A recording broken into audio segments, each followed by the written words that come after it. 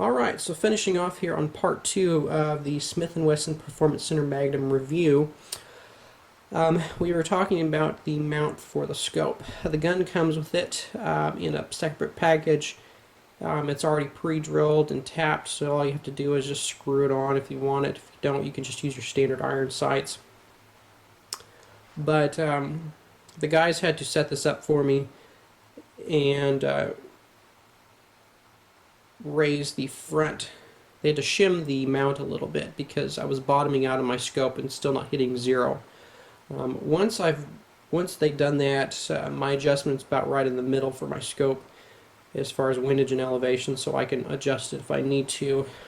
Makes an amazing difference as far as accuracy. A lot more fun to shoot with, and I can see where I'm shooting downwind on range. Let me go ahead and put this back up on the tripod. Let's get some close-ups here. Let me pop the lockup open on it so you can see here.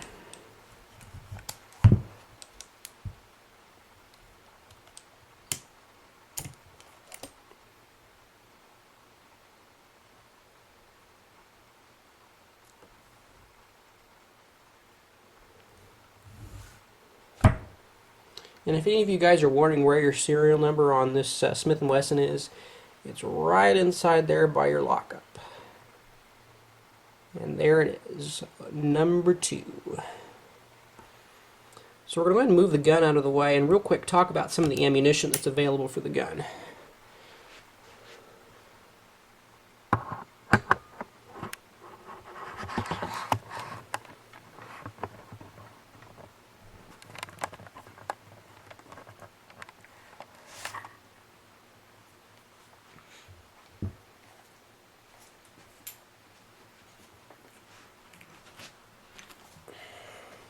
As you can see, I have a number of different loads.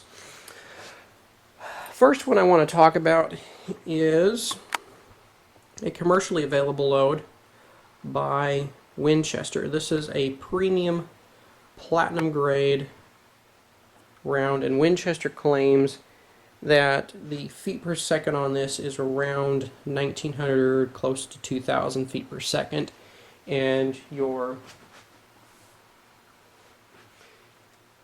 pound-feet of energy is also around 2,000, I'm believing. So, I mean, this is a massive load. It just hits really hard. Fairly expensive. Any of these rounds are expensive for this gun. A box of 25 is going to cost you around 20 bucks. So you're looking average about $3 a shot. Not cheap to shoot, but blast to shoot. I wish I could find cheaper ammo somewhere.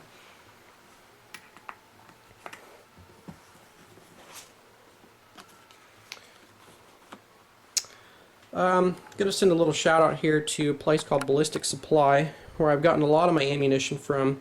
Their website's ballisticsupply.net.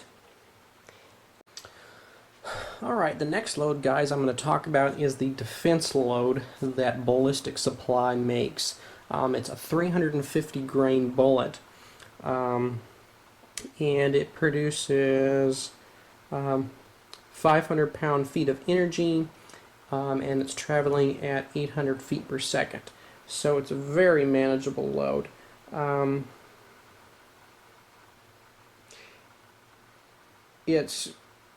It says, let me read what they said. It says, consider this. The standard 45 ACP has been the #1 defense load for almost 100 years. It has a 4.51 bore that pushes a 230 grain slug at 800 feet per second with 327 pound-feet of energy. The 500 Smith & Wesson defense load is a .500 bore, and it pushes a 350 grain bullet 800 feet per second with 500 pound-feet of energy. So, as you can see, it's very comparable to using a 45 ACP. Very nice load. I haven't actually shot it. I got a variety box that they carried at one time. They probably still do carry it when they decide to open up their doors again and start making some more ammunition. but a box of 50 ran 65 bucks. So it's amazingly much cheaper than going down to your local gun store and shelling out 50 bucks for 25 rounds. My favorite and their most popular load that I like to shoot is their 350 grain reduced target load. It's putting out about 1,215 pound-feet of recoil, or energy, excuse me, and muzzle velocity is about 1,250 feet per second. Recoil on it is very nice. It's very manageable. It's 19 pound-feet of recoil. So it's not going to hurt your hands, and they say that it closely approximates a Colt 45 in an 8 3/8 barrel. So fun load to shoot. It's not going to hurt your hands. Not going to kill you. Let's jump up to their two biggest loads that they currently make.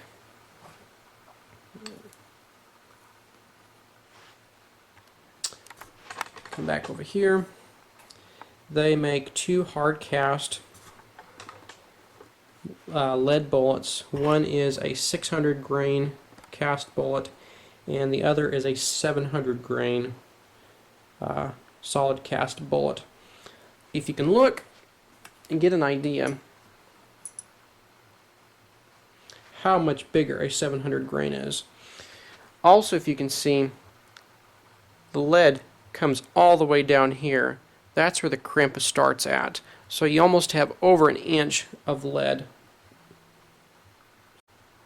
So as you can see, this is a massive load. Just to give you some simple specs on this load, it's putting out 1,200. It's going out at 1,200 feet per second, and it's putting out 2,240 pounds-feet of muzzle energy. That's a lot. Your recoil is 64 pounds of recoil, which puts this in the TKO factor. That's the energy factor of 60, which puts it in between a 375 H&H Magnum and a 458 Win Mag. So it's going to kick your butt if you're not careful. It's expensive to buy. 50 round box is going to run you about $90.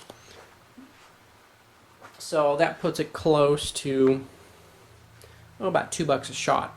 But it's still cheaper than going out and paying 50 bucks for 25 rounds. They make an amazing product. Sorry guys, I'm not going to do a video on this because I only have 3 rounds or 4 rounds of this left. And until they start making more, I can't get any more. So I'd really not like to shoot it until I can get some more to shoot.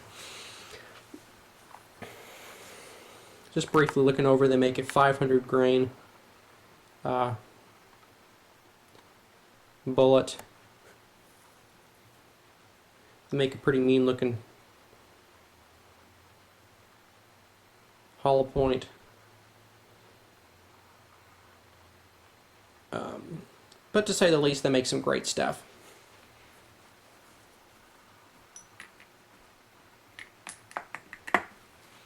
Now real quick, I was goofing off one day and I made me an engraved bullet. I took one of the platinum grade bullets from the Winchester, and there was a local engraver at the gun shop one day.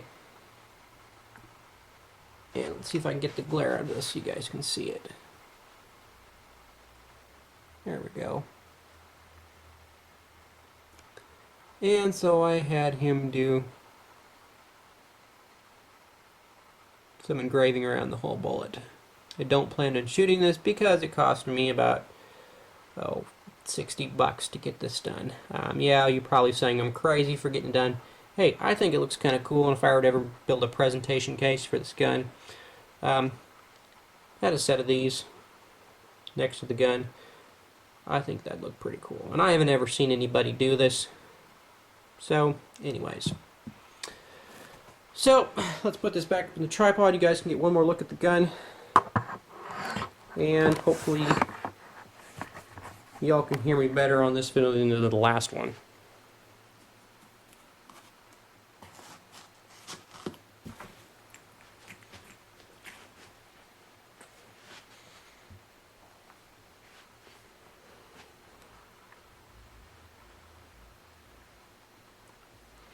Smith & Wesson 500 Performance Center. Barrel length, it's a little shorter than I believe the standard, which is 8 3/8. Don't remember the exact size, and I tried to look it up on their website, and they're not currently offering this particular